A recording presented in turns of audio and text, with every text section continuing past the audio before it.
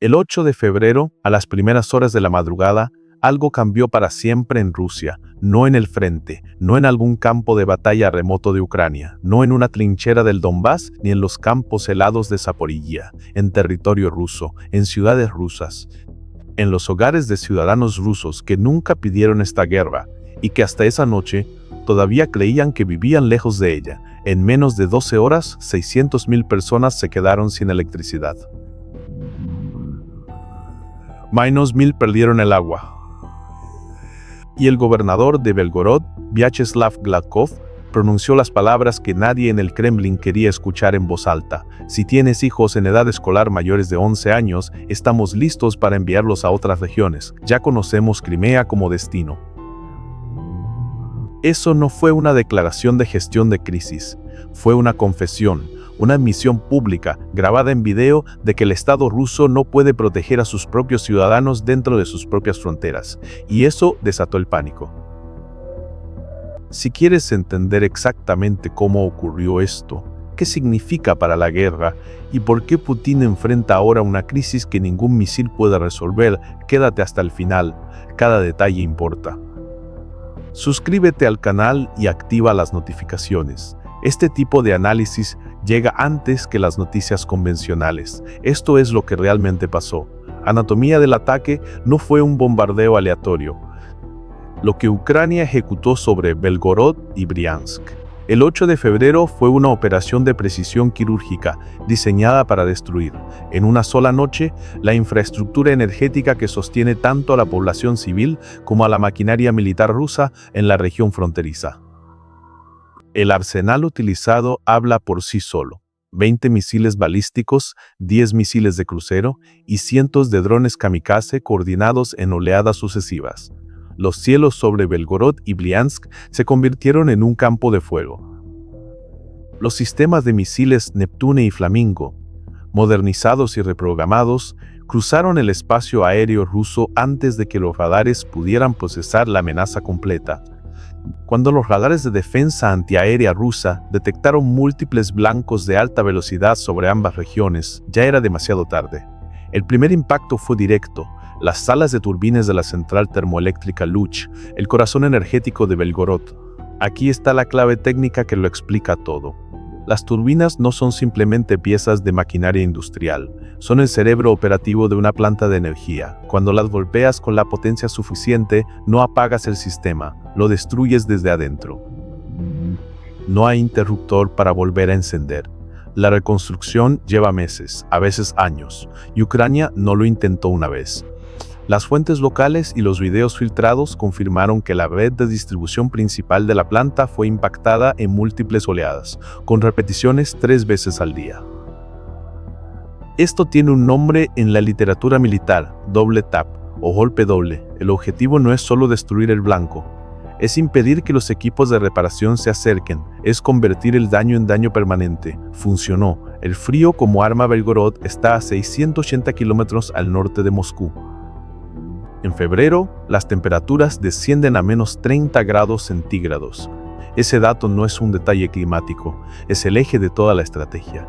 Cuando una central termoeléctrica cae fuera de línea en esas condiciones, la cadena de consecuencias es automática e imparable. La presión en la red cae.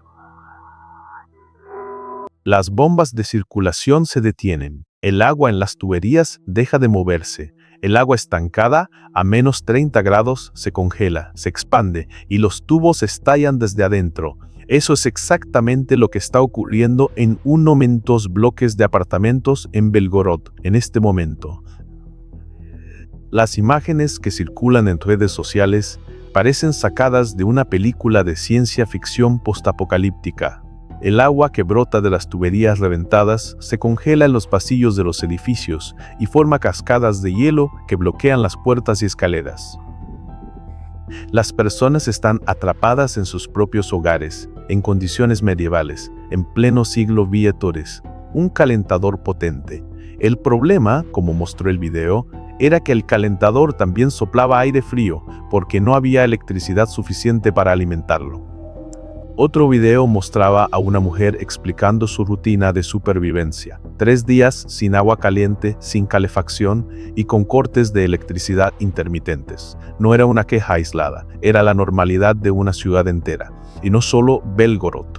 En la región de Briansk, los ataques Neptune sobre las subestaciones eléctricas apagaron no solo el suministro civil, también cortaron la energía a instalaciones industriales, talleres de mantenimiento militar y la infraestructura que hace funcionar la red ferroviaria. 200.000 personas sin agua, 600.000 sin electricidad y el gobierno local sin respuestas. El escudo que no existía. Hay una pregunta que el Kremlin no quiere responder públicamente. ¿Dónde estaban los sistemas de defensa antiaérea? Belgorod no es una ciudad cualquiera, es una región fronteriza estratégica. Se supone que está protegida por sistemas Su-200, Pantsir y múltiples capas de defensa antiaérea que Rusia presenta ante el mundo como la mejor tecnología de este tipo en existencia. La central termoeléctrica Luch no debería haber sido alcanzada. Según la doctrina oficial rusa, ese tipo de instalación estratégica está bajo protección prioritaria, pero fue destruida. Y esto abre 2 escenarios, ambos devastadores para Moscú. El primero, los sistemas de defensa antiaérea que protegían Belgorod han sido retirados hacia la línea del frente para compensar las pérdidas, dejando la retaguardia completamente expuesta. El segundo, los sistemas siguen en su lugar, pero las capacidades ofensivas de Ucrania ya los superan. Cualquiera de las 2 opciones representa un fracaso sistémico. Cualquiera de las 2 confirma que las capacidades de largo alcance de Ucrania ya alcanzan los órganos internos de Rusia. Y cualquiera de las 2 significa que esto no es un incidente aislado, esto es solo el comienzo. El golpe a los ferrocarriles para entender por qué este ataque importa más allá de las cifras humanitarias. Necesitas entender una sola cosa sobre la logística militar rusa. El ejército ruso es un organismo que depende de los ferrocarriles. Tanques, municiones, combustible, personal, piezas de repuesto, todo se mueve sobre esos rieles. No hay alternativa de escala comparable, no existe una red de carreteras lo suficientemente robusta para sustituir lo que el ferrocarril hace. Y el 90% de la red ferroviaria de Rusia opera con locomotoras eléctricas. Sin electricidad no hay trenes, sin trenes no hay municiones en el frente. La ecuación es así de simple, y las consecuencias son así de devastadoras. Belgorod y Briansk, ubicados a apenas 50 kilómetros de la frontera ucraniana, no son ciudades comunes, son nodos logísticos masivos donde las líneas de suministro desde Moscú se ramifican hacia el frente sur. La destrucción de las subestaciones eléctricas en estas regiones secó el río de acero que alimenta los frentes de Kupiansk y el Donbass. Cuando la planta Luch cayó fuera de línea, no solo se apagaron las luces en los hogares, también se detuvieron las estaciones eléctricas que alimentan los sistemas de señalización ferroviaria, los interruptores de vía y las líneas de catenaria. Pero el golpe no se detuvo ahí. Aprovechando la oscuridad creada por el apagón, las legiones de resistencia ejecutaron su movimiento final. Según informes confirmados desde el terreno, 2 estaciones de transferencia críticas sobre la línea del frente de la Federación Rusa fueron incendiadas, y una sección vital de la vía Moscow Railway, que servía activamente a trenes militares, fue físicamente inutilizada. Toneladas de recursos para el suministro de la línea del frente cruzaban por esos puntos constantemente. También lo hacían los equipos dañados que se enviaban hacia atrás para reparación. Ahora esa línea está cortada. El ejército ruso en esa dirección perdió una arteria ferroviaria estratégicamente crítica. No solo se atacan las líneas de logística, se golpea el sistema nervioso del ejército desde adentro, sabotaje de comunicaciones en medio del caos. El agente Atesh hizo su movimiento. Los servicios de inteligencia ucranianos confirmaron que un agente actuó directamente sobre una instalación de comunicaciones crítica en la región de Belgorod. El objetivo, el módulo de hardware en la base de una torre de comunicaciones de gran escala. El resultado, la instalación quedó completamente inutilizada. Esto no fue un acto de vandalismo, fue sabotaje quirúrgico. Lo que quedó destruido no era solo una torre. Eran las redes de comunicación de respaldo, a las que los centros de mando rusos debían cambiar precisamente durante los apagones, el momento exacto en que más las necesitaban. Esa redundancia ya no existe. La planta termoeléctrica Luch no solo abastecía la red civil, también alimentaba bases militares, talleres de reparación y centros de comunicación en toda la región. Cuando la electricidad se cortó, las grúas en los talleres que reparaban tanques dañados se detuvieron. Las máquinas de soldar enmudecieron. Los servidores militares que proporcionaban flujo de datos entre el frente y Moscú cambiaron a generadores de respaldo, pero debido a las interrupciones en el suministro de combustible, esos sistemas también comenzaron a caer uno tras otro. Los soldados en las bases militares de Belgorod enfrentan ahora la amenaza de congelarse. Igual que los civiles, la voluntad de combate de una guarnición que no puede calentarse, no puede asearse y no puede comunicarse colapsa incluso sin ser alcanzada por un solo misil. La ciudad en caos Belgorod ya no funciona como ciudad. Las estaciones de bomberos no dan abasto. Los hidrantes congelados hacen imposible la intervención ante incendios. Las tuberías reventadas inundan sótanos, mientras el termómetro marca grados bajo cero. Los hospitales operan únicamente con generadores de emergencia, pero los quirófanos y las unidades de cuidados intensivos están en riesgo.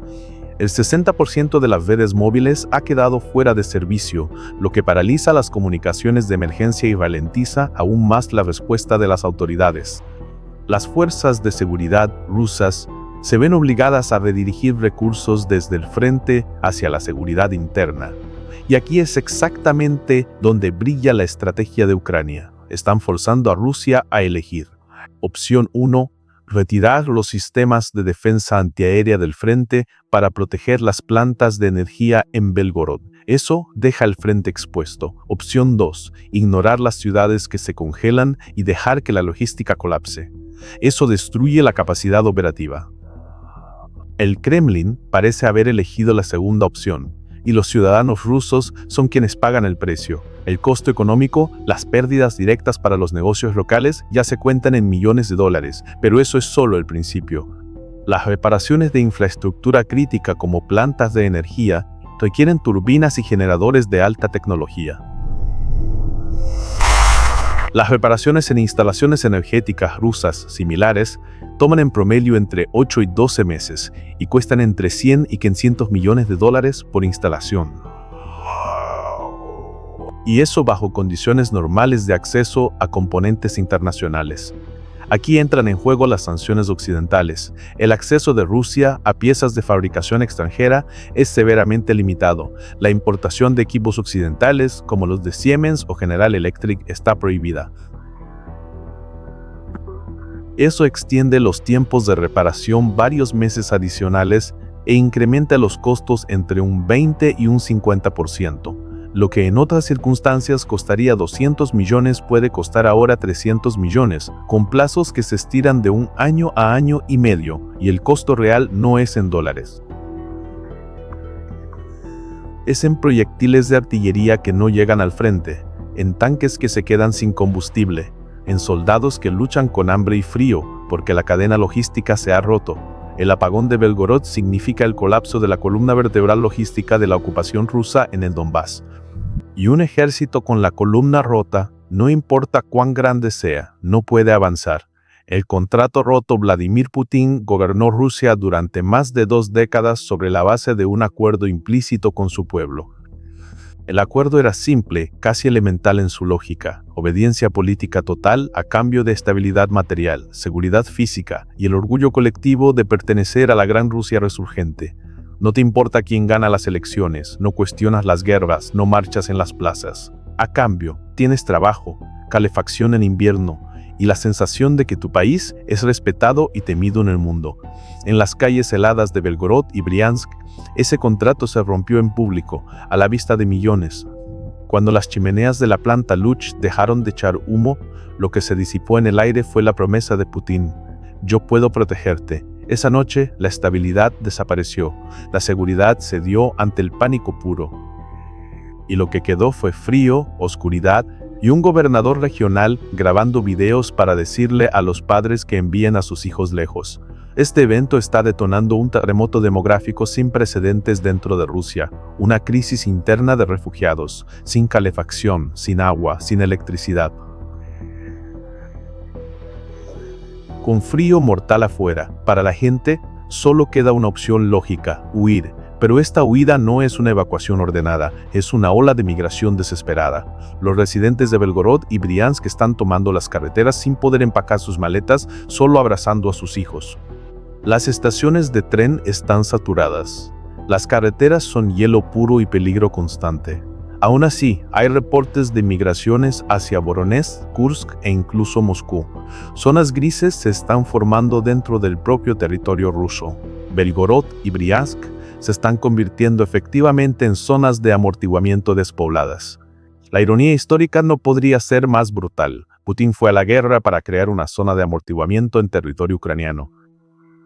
Pero debido a su incompetencia estratégica y a la determinación de los ataques ucranianos, sus propias ciudades fronterizas se están volviendo inhabitables. La pesadilla política, cientos de miles de ciudadanos furiosos, congelados y sin hogar acumulándose en los portales de Moscú, es la peor pesadilla del régimen, porque cada refugiado que llega a la capital trae consigo la realidad fría de la guerra. El muro de ilusión se desmorona. Las mentiras de la televisión estatal, que repite incansablemente que todo está bajo control, se deshacen ante la rabia de una madre que huyó de un apartamento congelado con su hijo en brazos. El colapso psicológico del pueblo es una dinámica mucho más peligrosa que la derrota militar. En el cuarto año de la operación militar especial, los rusos ya no luchan por la victoria, luchan por sobrevivir. Los gritos de "la situación es realmente mala, necesitamos paz", que aparecen en los videos filtrados, demuestran que la fatiga de guerra de la sociedad rusa ha cruzado un umbral crítico. Los regímenes autoritarios se sostienen sobre el miedo y el respeto, pero cuando la gente ve que el Estado no puede cumplir ni su función más básica, proveer calor y refugio, el miedo cede ante la ira nacida de la impotencia. El mito del líder fuerte se está congelando hasta morir en las calles oscuras de Belgorod. Las declaraciones impotentes del gobernador Gladkov son una admisión de que el gobierno central ha perdido el control de las provincias. Y mientras Solovyov debate en televisión nacional si Ucrania debe ser desnazificada, y mientras algunos analistas del régimen argumentan que toda Europa hasta Lisboa debería pertenecer a Rusia, en Belgorod no hay agua caliente para nadie. Esta es la evidencia más clara de la esquizofrenia del régimen. Mientras sus ojos están puestos en el mapa de Europa, el suelo bajo sus pies se derrumba. El mensaje al mundo en el escenario internacional. Este cuadro destruye una vez más la imagen de Rusia como superpotencia. Es una humillación diplomática de primera magnitud. Un país que se enorgullece de ser exportador de energía, que amenazó repetidamente con congelar a Europa cortando el gas, no puede proteger sus propias plantas eléctricas en la frontera. Ucrania está enviando un mensaje nítido al mundo con estos ataques. El corazón de Rusia está indefenso, su infraestructura energética es frágil, y el control de Putin pende de un hilo. Cuando los apagones golpeen la industria, las pérdidas económicas se multiplicarán, las fábricas cerrarán. La producción caerá. La inflación, ya en niveles críticos, se disparará aún más. Los rusos ya recibieron sus primeras facturas del año con aumentos de hasta el 300%. La factura promedio de servicios públicos equivale ahora a un pago hipotecario mensual o al 50% de un salario promedio. Los precios se esperan que se dupliquen en otoño. Las luces que se apagaron esa noche no solo sumieron a Belgorod en la oscuridad. Fueron una bengala de advertencia que iluminó el futuro del Kremlin.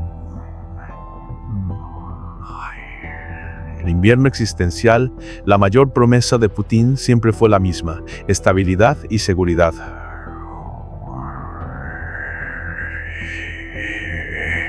Dos palabras. Una garantía de hierro que respaldó décadas de control absoluto. Ambas colapsaron en una sola noche de helada. El aliento frío de la guerra ya no está solo en el cuello del soldado en el frente. Está en el cuello del civil en su casa, en el pasillo congelado de su edificio, en la habitación donde sus hijos duermen con abrigos porque los radiadores son bloques de hielo. Ucrania ha convertido la energía en un arma de precisión estratégica y el mensaje es absolutamente claro. No hay ningún lugar seguro. La guerra llegó a tu hogar y Moscú no puede protegerte. Los escombros de la planta Luch y los ferrocarriles congelados son la prueba tangible, documentada y irrefutable de cuán frágil es la logística rusa cuando se le aplica presión sistemática.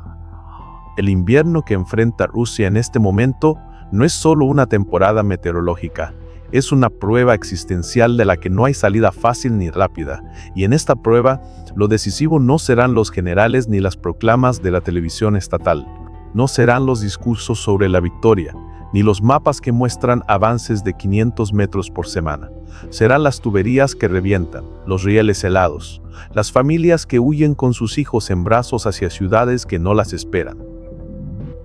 Y el silencio absoluto de las fábricas que ya no reciben electricidad porque las subestaciones están en ruinas. Las puertas del infierno helado se han abierto de par en par para Rusia y nadie en el Kremlin tiene una respuesta que funcione.